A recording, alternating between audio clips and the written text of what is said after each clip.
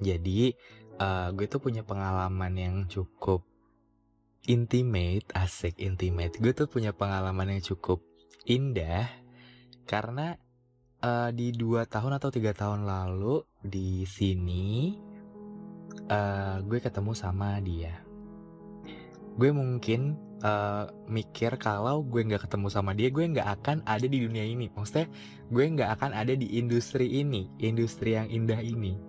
Di pekerjaan impian gue yaitu sebagai penulis, sebagai podcaster, sebagai storyteller, sebagai YouTuber, gue nggak akan mulai semua ini kalau nggak ketemu dia mungkin ya. Dan gue sering banget menyebutkan dia itu sebagai sesuatu hal yang indah.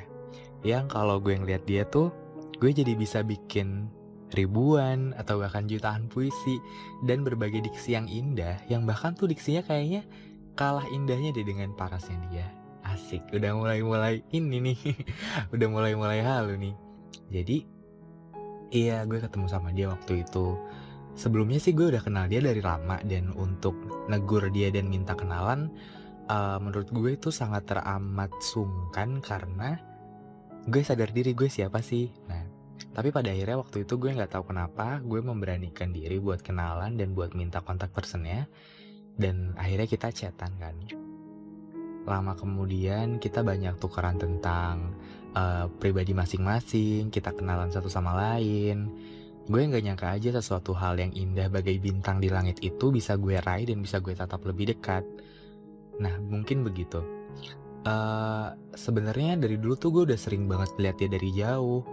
Dan setiap gue pengen negur atau pengen sapa, gue selalu mengundurkan diri atau selalu mengurungkan niat gue karena gue mikir kayaknya cukup dari jauh aja deh. Itu adalah salah satu puisi gue di YouTube kayaknya cukup kagum dari jauh. Pokoknya tuh dia udah sering banget ada di konten-konten gue. Nah dia tuh udah sering banget gue feature di konten-konten gue tanpa menyebutkan nama kan. Karena gue juga nggak pernah kasih tahu nama siapapun gitu loh dalam hal seperti ini. Dan sekarang menginjak tahun ketiga, tentu aja kalau lo nanya apakah masih kontekan, sebenarnya bisa dibilang masih dan bisa dibilang enggak karena udah nggak sesering dulu frekuensinya. Dan sekarang gue cukup cukup aneh sih melihat gimana caranya semesta untuk mempertemukan kita dan gimana caranya semesta untuk membuat gue terbiasa dengan atau tanpa dia dan membuat dia terbiasa juga bahwa gue juga cuman sementara dalam hidupnya. Asik. Dan gimana ya? Gue harus menerima kalau waktu pas gue di sini datang ke sini ke rumah eyang gue mikir gue dulu kan gue kalau misalkan ke rumah eyang gue tuh gue langsung mikir gue ketemu dia nggak ya? Gue bisa ketemu dia nggak ya? Atau minimal tuh gue bisa lewat depan rumahnya, gue udah senang banget gitu. Terus lanjut lagi, tapi lambat laun tuh waktu dari tahun ke tahun, tahun kemarin sih masih ada kepengen kalau misalkan ketemu ya nggak apa-apa, kalau misalkan nggak ketemu juga nggak apa-apa juga gitu loh. Sampai waktu itu gue berhasil buat ngasih buku pertama gue ke dia.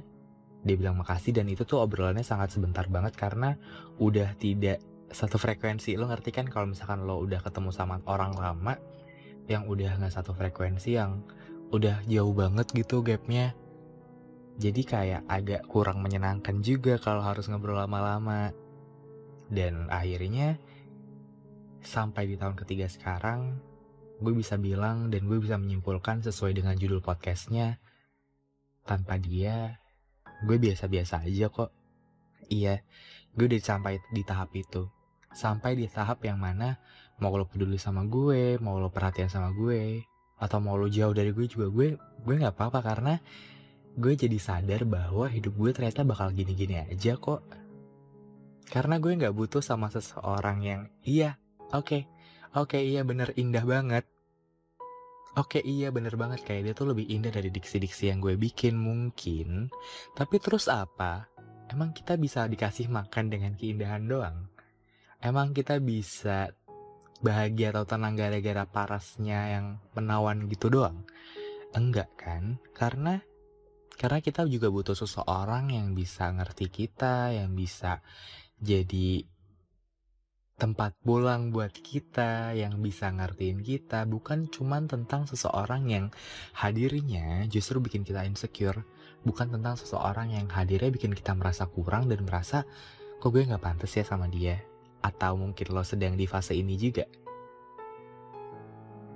Dan gue bukan ngerasa yang gak seneng atau apa sih, gue cuman ngerasa amazed aja, oh ternyata perasaan juga punya batas kadaluarsa ya. Seperti apa yang sering gue tulis di tulisan-tulisan gue bahwa ternyata memang ada kadar kadaluarsanya loh. Dan ternyata itu sudah terjadi di gue gitu.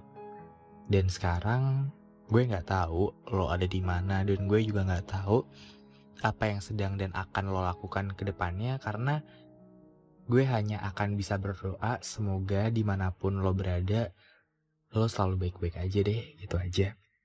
Dan mungkin buat teman-teman juga yang lagi dengerin ini, yang ada di fase yang sama, milih antara melupakan atau mengikhlaskan, tapi pengen lanjut, tapi ternyata rasanya udah gak sebesar yang dulu, lo bisa cari tahu jawabannya. Sebenarnya lo tuh udah tahu jawabannya itu apa, tapi lo tuh masih kayak ragu dan lo butuh validasi. Kalau dari validasi dari gue sih adalah kalau lo emang pengen perjuangin, ya udah lanjut perjuangin. Tapi kalau emang lo udah capek, kalau lo emang udah pengen cari sesuatu yang baru, atau lo pengen istirahat dulu deh, lo pengen nemuin atau memperbaiki diri lo sendiri, ya nggak apa-apa banget juga kok gitu. Jadi nggak ada yang terlanjur dan nggak ada yang terlalu cepat atau nggak ada yang terlalu lambat. Semua sudah tepat pada porsinya.